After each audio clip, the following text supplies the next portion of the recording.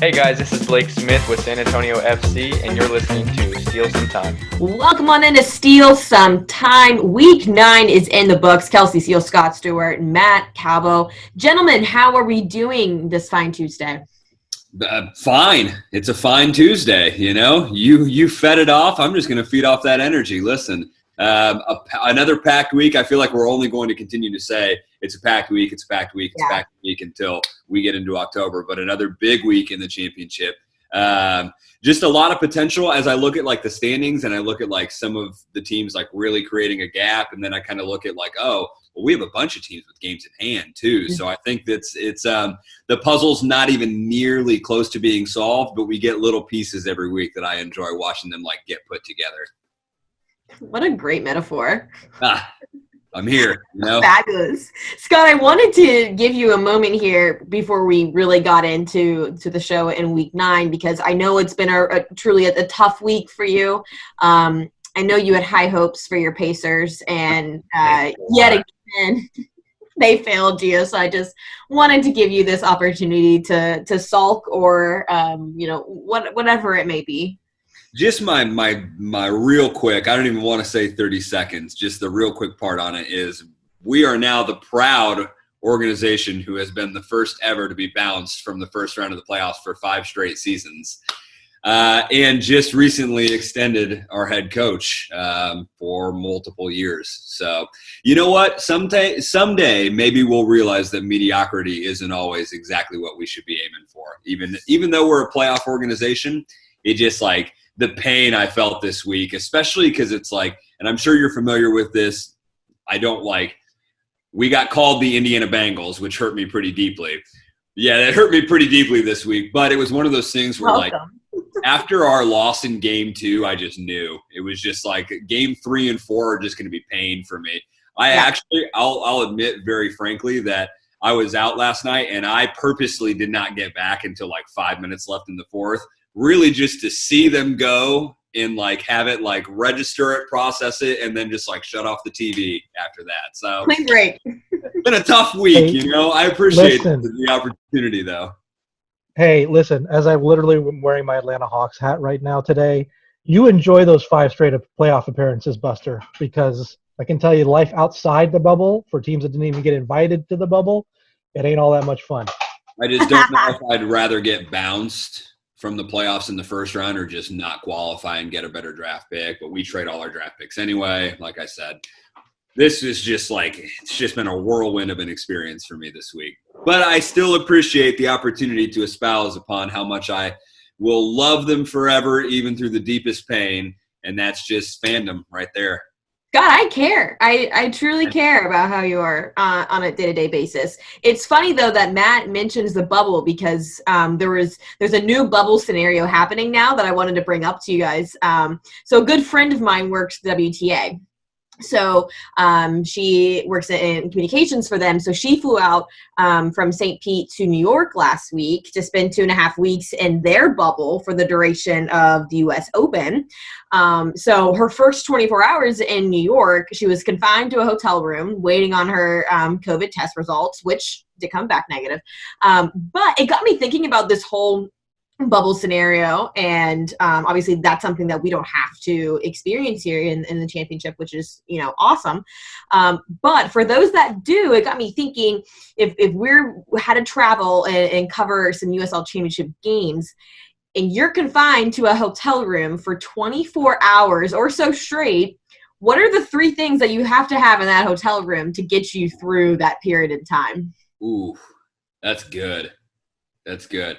I've become a little bit more of a Gen Zer than a millennial these days. Like I'm big on YouTube now. I'm like all into the YouTube. I know, right? Like very strange, but like when I'm looking for like a break in between work or I just need like a little productivity break, I'm just like watching some sort of soccer content piece. So I'd say YouTube, probably just a good book, because you got to like be able to shut off the electronics every once in a while. And then, due to the nature of my position, my cell phone would be a nice thing to be able to keep in there as well. But if that's like a given, then like, man, room service would be pretty tight. Your boy loves a good room service burger. Are you memorizing TikTok dances in between these work breaks, Scott? You know what? Actually, it's funny that you bring that up. I have not necessarily successfully learned any of them, but I do have people in my life who have been trying to influence me to learn more and more of TikTok. I'm on TikTok. I'm on there as a scroller.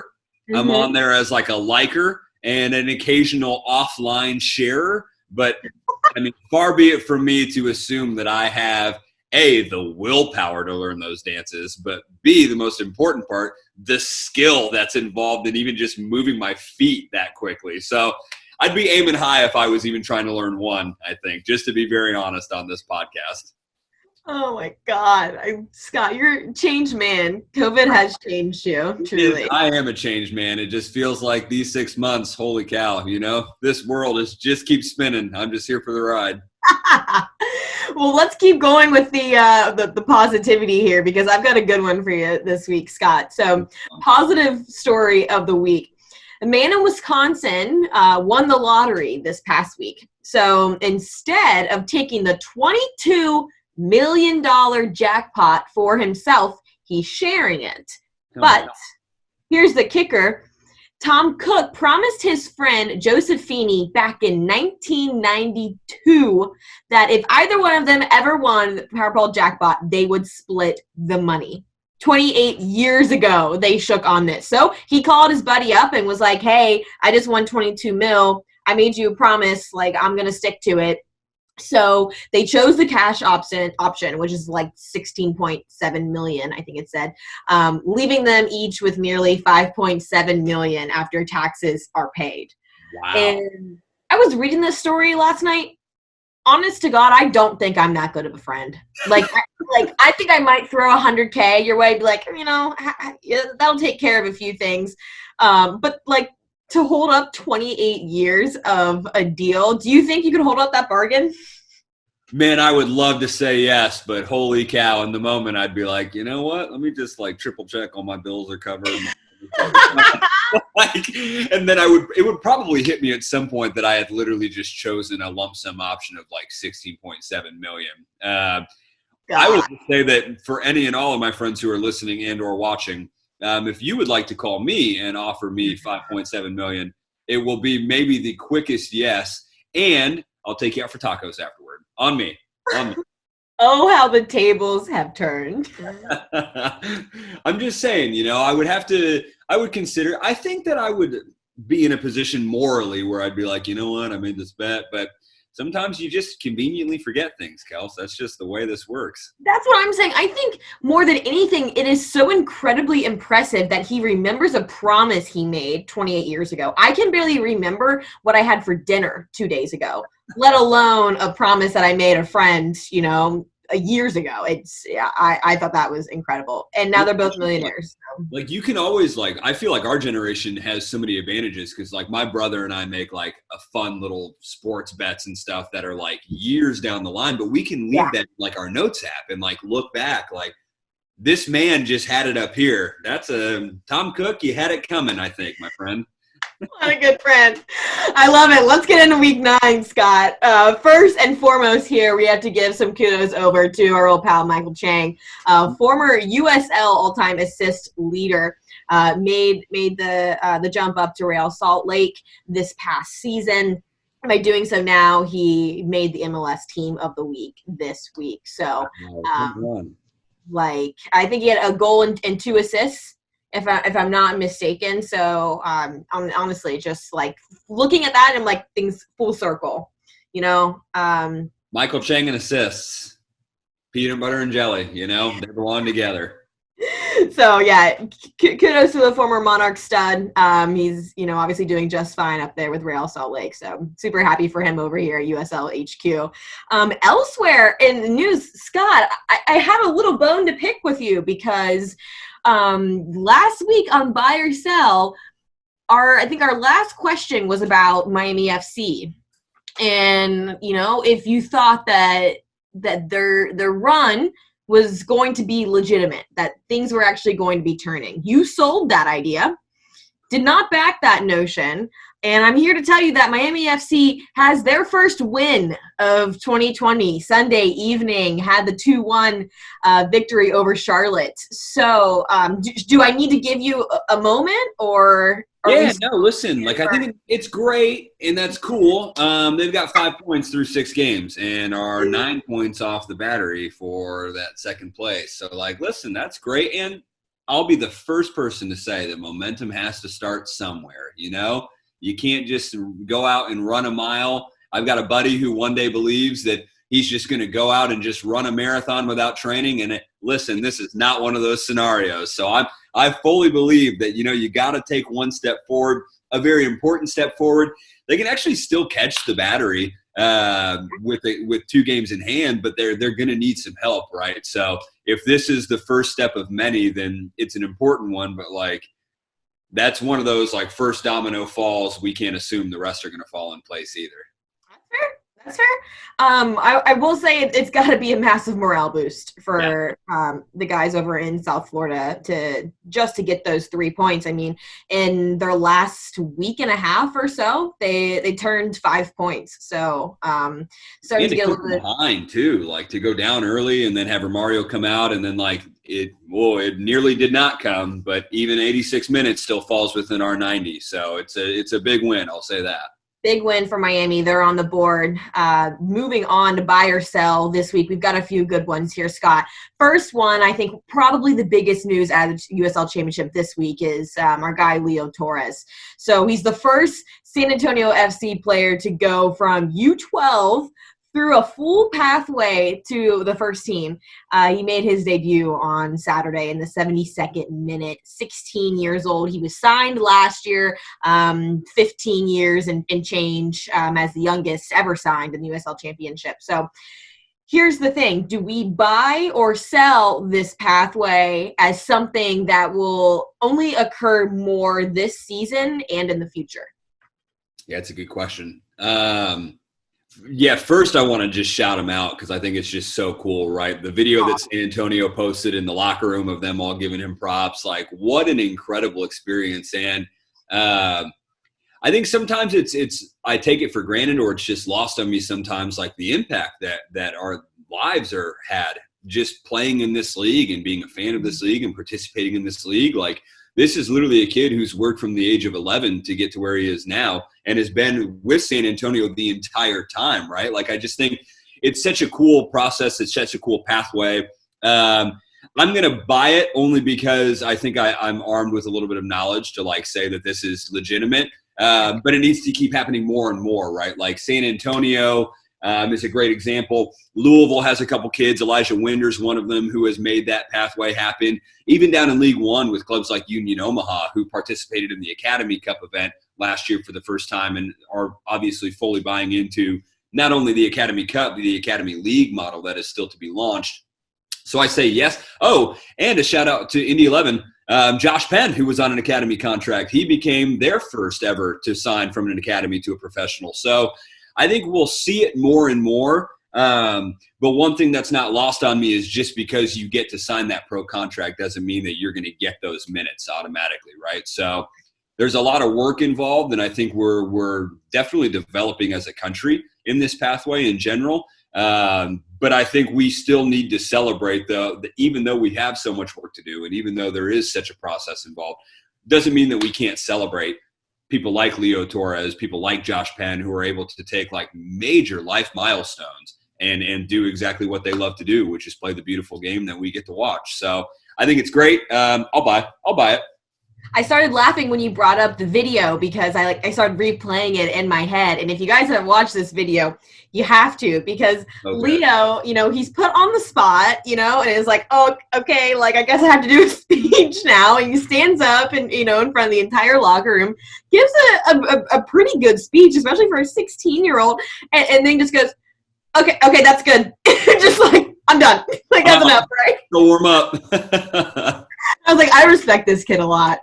Go on, Leo. That's great. All right, so we're buying that one. Number 2, 3 unbeaten clubs remain in the USL Championship, and I just do want to let the record show this pod is being recorded prior to Tuesday night's meeting between Las Vegas and Orange County.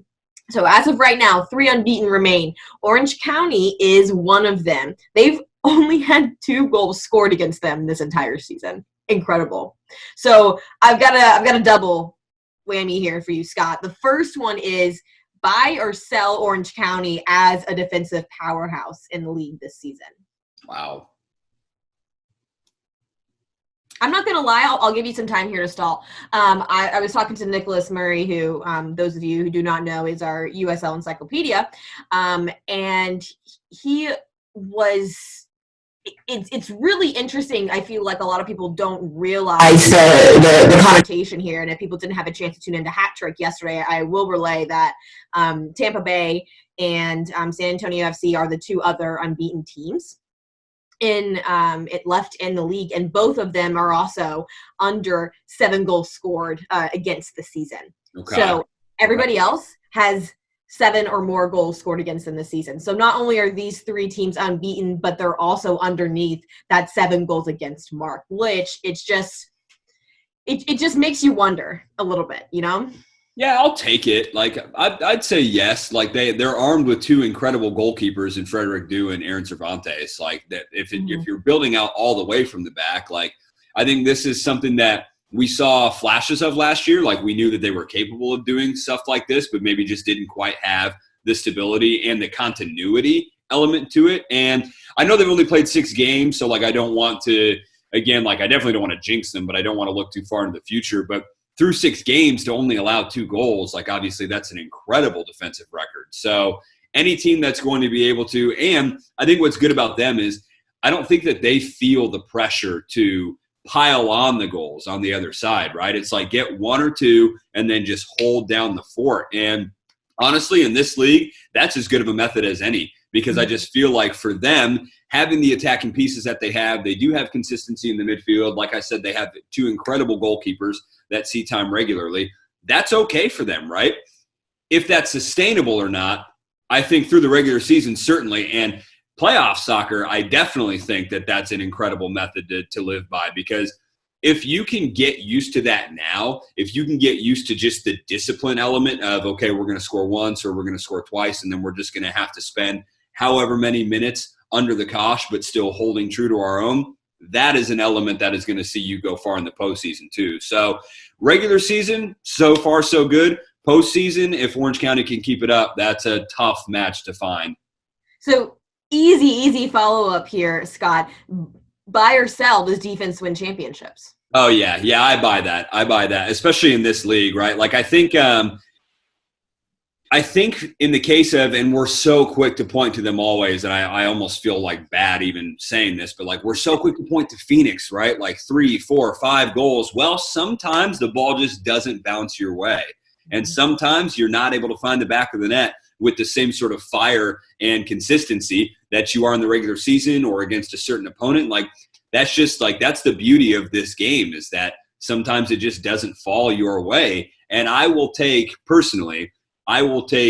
a strong, solid defensive performance over an attacking like flamethrower any day of the week, because I just feel like, especially in this league, we have so many talented goal scorers and we have so many talented attacking teams and so many teams with depth, but we see time and time again times where it just doesn't pan out for them. We've seen it in Orange County's 2 meetings against Phoenix already this year.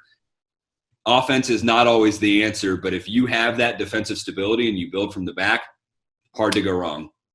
I think the best piece of advice my dad ever gave me growing up when it came to athletics was that your defense creates your offense.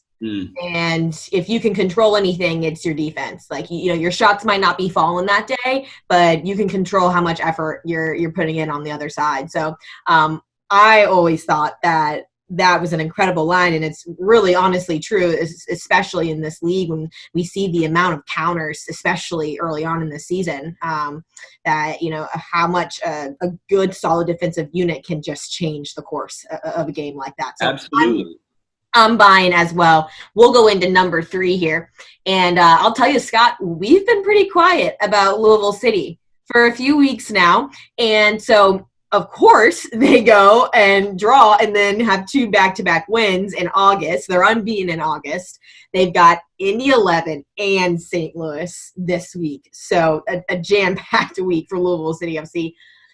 will the top caliber play continue is my question. So throwing it out here, are we going to buy or sell Louisville City in the number 1 spot by next week? Man, I wish we were recording this on Thursday. And I will, like, I'll you know, put the points in perspective here for everyone. So Group E stands at the moment with Indy 11, 19 points.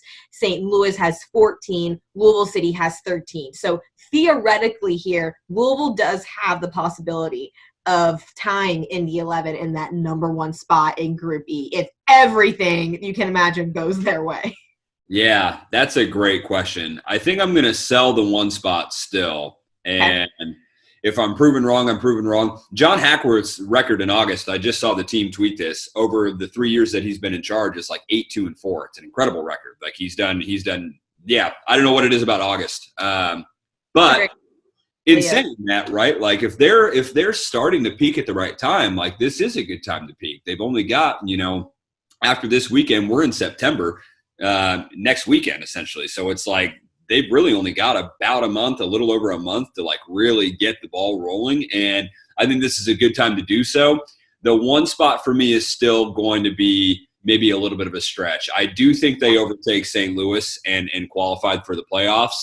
But one, like that Lipa FC matchup on Wednesday is just going to be so huge. Like it has the potential to dramatically turn the tide in Group E. I just don't quite yet believe that it's going to happen in that fashion. So we'll see. I will definitely be tuning in on Wednesday. I'm excited for another good one, but it's like, not yet. I'm going to sell hesitantly, knowing that one day if the stock's way up here and I sold it here, then I'm just out of luck.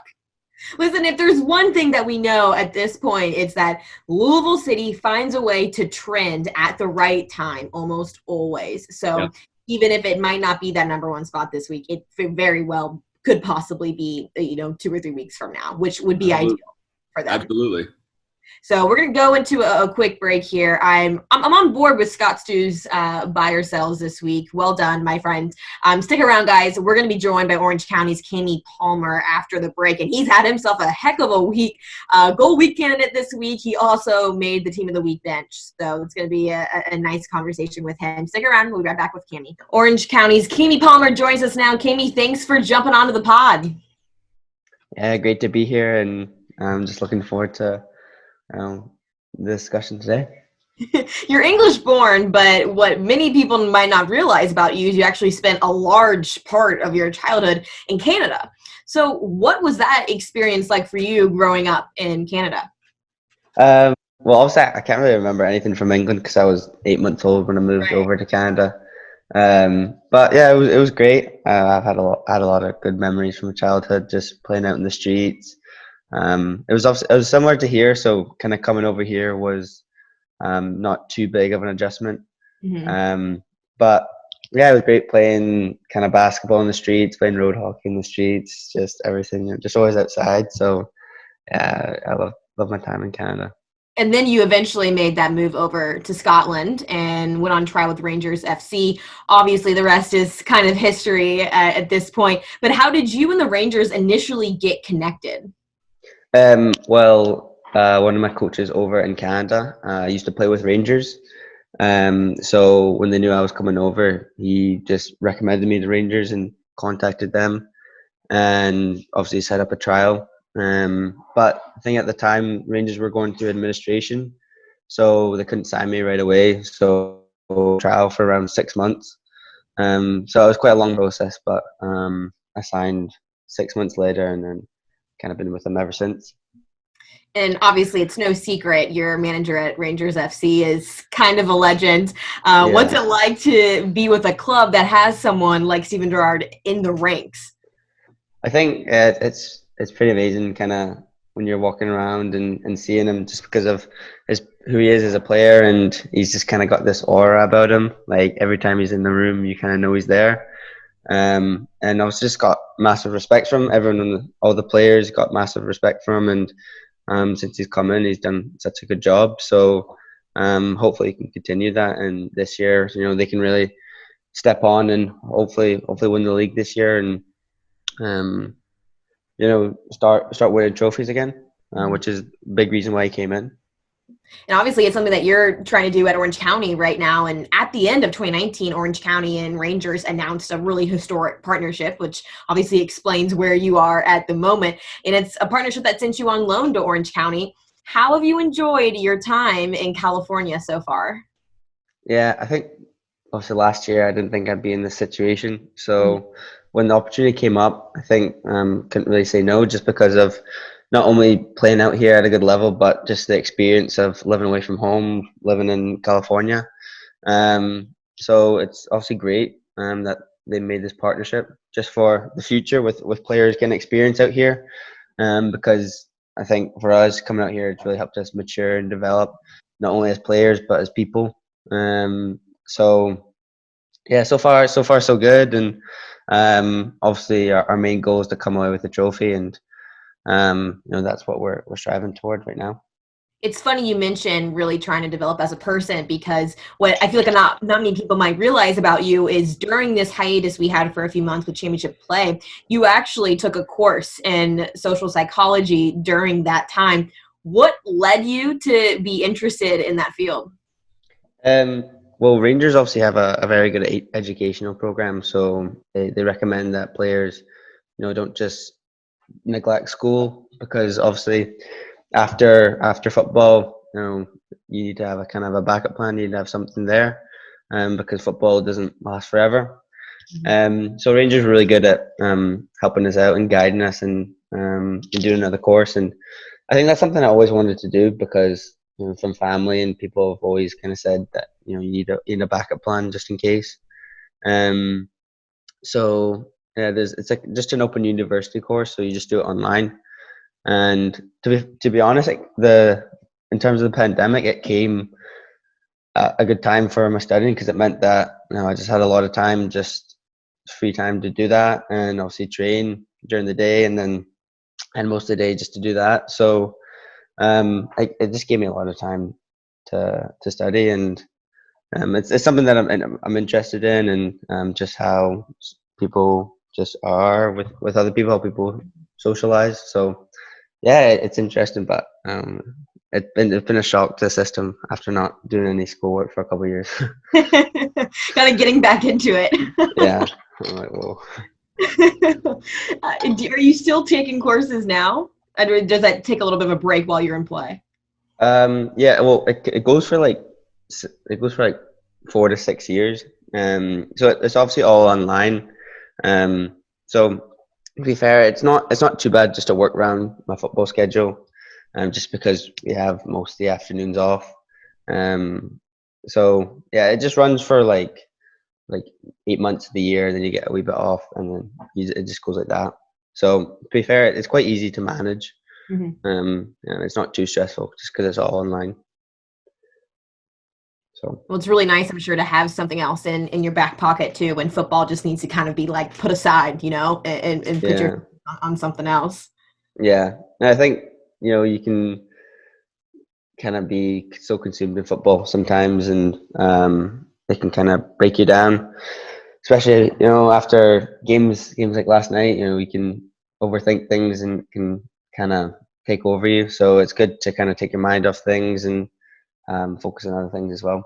But it's really helped me in this time. We've got to talk a little bit about the style of play over at Orange County, because I think that anybody can tell you there's an obvious difference between the style and play in Europe and the US. Do you feel like coming over to Orange County in the US has helped your game? Yeah, I think so. Obviously, it's very different. You don't get 40-degree heat back home. You get pretty much the opposite. So you can't play the same way. You can't, press with a high intensity. You can't run around for 90 minutes. You kind of need to be a bit more tactical in how you play, and so there's that kind of difference. I think. Um, I think obviously Europe, obviously back home, players start a lot younger, so they've got that small advantage. Whereas back over here, you kind of got the college system, which maybe puts players back maybe a couple years. But definitely America's developing and growing. You know, you see the MLS, you know, getting loads of players from abroad, and the USL is getting a lot better. And I think when we came over, it really surprised us, the level and just the technicality of some of the players, and the just how the game's played. It has taken a while to get kind of get used to, and obviously for us, the heat is a big thing. Just mentally, just trying to overcome that. But I think we're starting to get more and more used to it, and especially playing in Vegas last night, which was like playing in a sauna for us. And kind of getting through that fine was is kind of good for us just to get those experiences. But you know, we're definitely getting better as players and more mature, and obviously being in a first team kind of helps you to do that. Well, it seems to me like the Heat wasn't much of an issue in Week 9. A Goal of the Week nomination and a spot on the bench for the Team of the Week. Not too shabby of a weekly performance for you. Do you feel like you're starting to settle in with Orange County after that hiatus? You have a few weeks now under your belt. Yeah, I think one of the first games that came back, you know, I was a bit off the pace because I kind of got a small injury just as we came back. So it was quite frustrating for me, my first game before. So that was the San Diego game. I didn't think I played that well, and you know, it was hard to kind of get up to pace with the game because everyone, obviously San Diego had played a few games, and the guys on the team had played a couple games before. So for me, I was just trying to kind of just show what, you know, I came here for, what kind of potential I had, and obviously against Galaxy, I was able to do that. Thankfully, I was able to contribute with both the goals, and obviously more importantly to win the game, because right now that's basically all that matters. But I want to start adding goals and assists to my game, because I think, you know, you can win games and stuff, you can play well, but most people look at you, how you contribute, assist goals, how you play in games. So, and obviously, as to be, you know, the midfielder that I want to be, and for clubs for Rangers back home and other clubs, you know, they want players that can score goals, that can assist goals. So, I think that's something I need to add more and more, and I'm glad I could kind of start it off last week. Your own biggest critic, Cammy. Yeah. Heck of a Exactly. week 9 for you.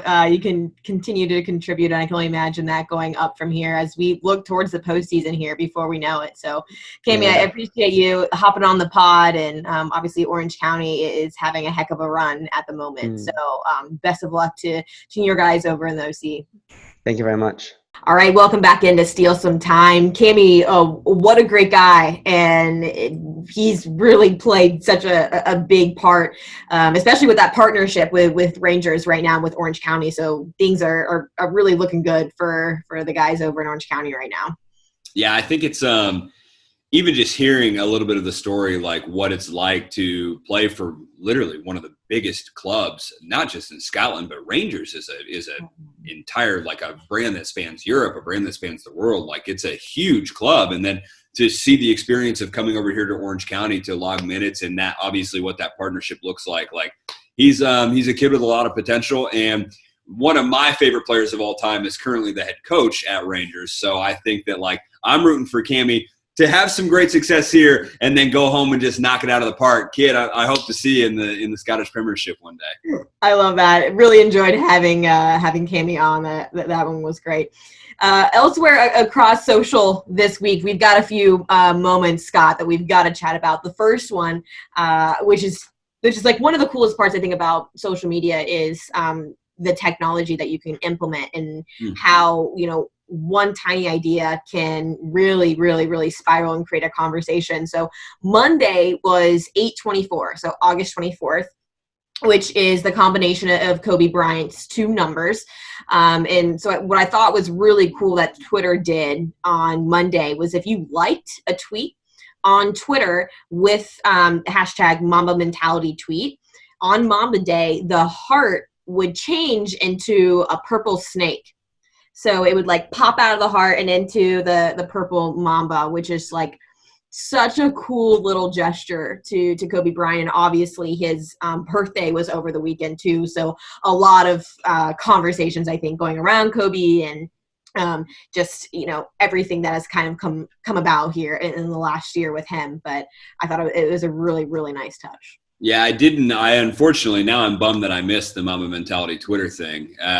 But I was scrolling through. I had a meeting last night over like near the downtown area, and I was scrolling through, and I had seen that there were like 300 murals that had been painted worldwide. Like obviously the vast majority of them in SoCal, but I was scrolling through and I was like crossing my fingers that we'd have one, and we do actually have one here in Tampa. That's at Tampa Bay Mai Tai off Franklin Street, and so I drove over there before my meeting and just like sat there to check it out because like I don't. I'm a big basketball guy personally, but like I just think that Kobe Bryant is just an athlete who sort of transcends even his sport, right? Like he just had this grind mentality. He obviously represented what like work ethic meant to so many people, and he inspired millions across the globe to just be better at their sport. Obviously, Nike with a really cool tribute video. Yeah, we definitely miss Kobe Bryant in this world right now. Absolutely. I can't follow that up with anything better. So happy birthday to him, and happy Mamba Day. Elsewhere across social this week that I wanted to bring up, a really cool moment out of San Diego this week. Austin Guerrero made his debut in the back of the net with San Diego Loyal this week. Posted a really special tribute on Twitter. He's a native San Diegan. He's from Chula Vista, so somebody that waited a long time for professional soccer in San Diego, and he finally got that shot this past weekend for him to kind of fulfill that lifelong dream. And we actually had the chance to chat with him a bit early. God, it feels like 2 years ago now, back in March when we were out at San Diego's home opener, and you could just tell how much that moment and just the opportunity to be a part of that team meant to him. And I feel like it's something we might talk about a lot here, but it's so cool to me. Blake Smith talked about it a few weeks back when he was on, but a lot of these athletes having the opportunity to play for their hometown clubs that weren't there 5, 10, 15 years ago. I think that's such a cool thing to really put in perspective and realize the professional opportunity that we're starting to see with soccer in America. 100%. Like, not only do we love a nice debut in this league, right? Like, we love somebody getting their shot, but the hometown element, like, I don't know anybody who doesn't find something like that to be special. You know what I mean? Like, if you don't understand like the passion and the heart that goes into something like that and that opportunity, like I'd probably just check your pulse. You know what I mean? Like, I just think it's so cool, and we're thrilled for Austin. I know that Loyal are still grinding away. They're aiming for that second spot, but regardless of how this season finishes, and listen, he'll remember it for many reasons. But regardless of what happens for San Diego, that is a moment that is in him forever, with his family forever, with his friends forever. Like that's truly an opportunity that again, just spans a lot more than just those 90 minutes. And so, yeah, congrats, Austin. I think that's incredible that he was able to get out there. Best of luck to San Diego the rest of the year. Of course, Austin Guerrero and San Diego Loyal, just one of the teams looking to climb the ladder here in Week 10. So double digits, Scott Stu. Here we are, Week 10. It's coming on. And I honestly, when I was prepping the show today, I could not believe for the life of me that we are already in double digits. It feels like it's been like that, and also 5 years at the same time, like every emotion into one. And what's cool about Week 10 especially is that we're back on the ESPN Deportes train this week. So we've got a matchup coming for you guys Tuesday night, Las Vegas, Orange County, 10 p.m. Eastern. And then of course on Friday, RGV and San Antonio have that second ESPN Deportes slot at 8 p.m. Eastern. So what's cool about that, 2 unbeaten teams on a nationwide platform this week. Do we think that those 2 will remain in that unbeaten conversation come Week 11? Orange County, I'm tempted to say yes, but again, like, golly, Vegas, what happens in Vegas really don't know. Does not always stay in Vegas. You know what I mean? So I think Orange County can get the job done. Unique circumstances for sure. RGB and San Antonio, I love that game. Every time I love that game. I just think, like, especially this year, we've seen some absolute bangers produced in that matchup. So if I can get like a nice like 3-2, 4-4, you know what I mean? Like just really start pumping it out. Give the people what they want. But I will say, without us being in a buy or sell, I'm going to take both of these two as remaining unbeaten. Love that energy. I love that. Elsewhere across the board this week, I think if we're watching any team, Louisville's going to be my one to watch this week. We talked a little bit about it in the buy or sell, but I think that their matchups with Indy, obviously Lipa FC, so you've got that underlying rivalry there on Wednesday night. But, of course, traveling to St. Louis on Saturday, it's two massive tests for a team that's trending upwards. So I think Louisville City is one that could have a big difference when we come in and we look at them at Monday of week 11. Yeah, 100%. I mean, hosting Indy and then traveling to St. Louis, like those are two difficult. That's a difficult stretch no matter what season you're in, no matter what time of the year it is. Like that's a tough 2-game stretch. And it's a Wednesday, Saturday. It's not a Saturday. You don't have a full amount of rest. You host Indy, which is going to be a grinding, grueling physical game. And then you might be in the ice bath maybe until Thursday at 6 p.m., like the entire 16-hour span. Because you just got to recover, man. Like, you're going to St. Louis. They're going to be physical. Obviously buoyed by some not great news earlier this week. We're obviously rooting for all those players to be able to come out and, like, continue to finish strong and, like, go hard the rest of the way through. All eyes, I think, on Louisville, though, because 6 points out of these 2 games, all of a sudden I'm right back to where I started saying, yeah, maybe the one spot is exactly where Louisville sees their season finishing. I think what's crazy, too, as we're looking at this schedule, Scott, there's one other matchup that really sticks out to me, and it's the Hartford-Pittsburgh meeting. Mm-hmm. And I'm looking back over the standings right now, and I am shocked to believe that they have not met yet. The top 2 teams in Group F, both at 16 points apiece, have not seen each other yet this season. That is going to be a good one. Both of them coming off, unbeaten finishes there in week 9. So looks like they're both actually coming off of draws as well, which is ironic. So they're obviously part of Pick'em as well this week, and it's one that I struggled with. I decided to go over with Hartford on this one. I'm liking what I'm seeing from the side this year. Our boy Seton really convinced me to get on the train. So I am siding with Hartford, I think, in week 10. Scott, how do you feel about this matchup?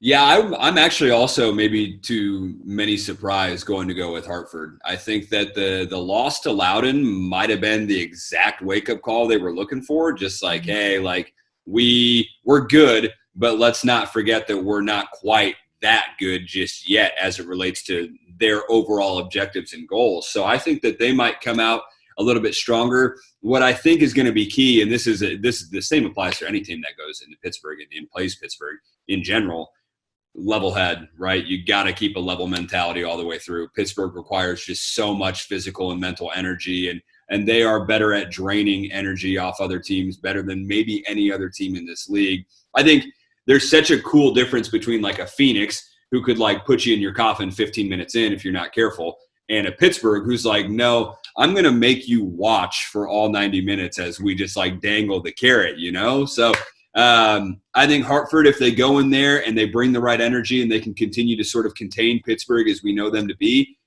they've got a great opportunity to come out on top.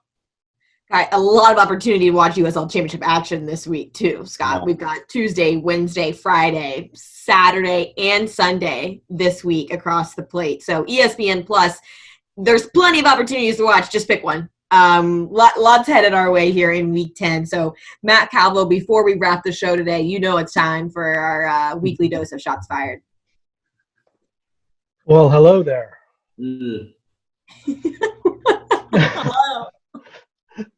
Hello. So lately, thanks to the Disney Plus service, I have gotten on board finally on the global phenomenon that is Hamilton, the musical. Yes. I still haven't seen.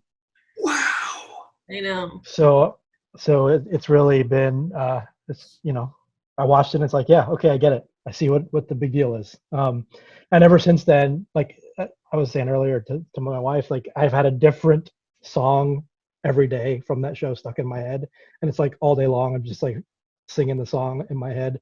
So that prompted today's topic of biggest earworm for you.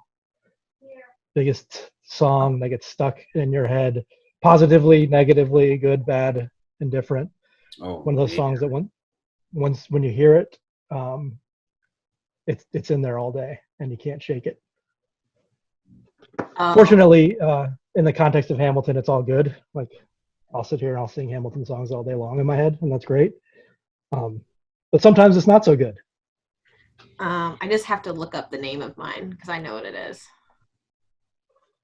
My big negative one is Hey Now You're an All-Star. like now just because I said it, so that's going to be all day in my head now, that song. But I'll have to listen to some Hamilton to clear out, to cleanse the mental palate. That's not where I thought you were going with that. I thought you were going to go a like Broadway musical direction. Yeah. Would that have been easy for you? Yeah. Wow, really? Okay. Well, I'll reserve that then. I'm a little surprised, honestly. I didn't think that you would have had one. Oh my God, I'm a Broadway nut. See this, everyone? We're learning. Oh God. Okay. So Kelsey, you won last week, so you can choose to defer if you're still thinking. Yeah. Let's defer here. Yikes. Scott, are you prepared? You know what? We'll go for it. We'll go for it. It probably won't surprise that many people who know me well. All right. Go. I think for me, just one that constantly gets stuck in my head, and it's my own fault because I expose myself so much to this, but even just the opening to The Office, which just like is not just iconic, but it's really just one of those things where when you even hear like a couple notes or you hear just like the intro, like you know immediately where it's from. And I'm a huge Office fan. I watch The Office probably entirely too much. And I'll just say that when that's in my head afterwards, it's like I cannot run to my phone fast enough to go to Spotify and find literally anything that isn't the Office theme song to get out of my head. Time. There it is. All right. I'm at that point in my life now where I watch everything streaming with the captions just because I don't know. I've now become like captions person. And so on Netflix, when you're watching The Office with the captions, the theme song comes on and it just says like joyful music. That's all it's like in the parentheses. It's great. It is joyful music. Yeah. It's joyful to me, at least. Yeah, I love that caption. All right, Kelsey, you ready? All right, let's do it. Go. So I will say I'm a very like dependent on the moment right now, everything that's going on. So it's almost always the new like Taylor Swift album that's probably stuck in my head. But I have to say the biggest one right now is the TikTok like takeover, the Jason Derulo Savage Love song, where it's like it is I can't get it out of my head. And now when I hear it on the radio, I go back to TikTok. So it's like TikTok has completely ruined these songs for me because now I just have these stupid people dancing to these songs in my head. All right, that's all I got. It's ruined it. Dude, I'm actually right there with you though. Like any song that's used frequently on TikTok, like if I even hear it outside of TikTok, I'm like, this is a real song? Like this outside the platform? Oh yeah, I'm with you. I did not know also that it was a Jason Derulo song. Like it was a big moment for me this weekend when I found I'm trying to learn the thermometer dance right now, if that gives you a little bit of perspective as to where I'm at. If you don't know it, I'll send it to you. I'm so worried about you. Yeah, me too. I'm evolving though, for better or worse. Not in the direction we want you to go. I'm not sure that's evolving. I think that may be devolving. Well, perspective. That's all right. God. So I had TikTok on my phone for like a week, and it was like walking into a party and instantly knowing I don't belong here. Oh, that's good. And so it's gone. And in that vein, and just because it's a great choice, I'm going to go with Scott Stewart this week. Wow, thank you. Even though I will say that I am like my point was almost negated by yours because I'm there right now. I feel you, Kelsey. So I certainly won't boast, but I will turn on an episode of The Office after this. I love that. Perfect lunch break. All right, guys. Scott gets the dubs this week. Pumped for you, man. We're headed into a full slate here for week 10. So everything's across ESPN Plus, and of course the two big matchups on ESPN Deportes on Tuesday and Friday. That'll do it for Steele Some Time this week. For Scott Stu, Kelsey Steele, Matt Calvo. We'll catch you guys next time.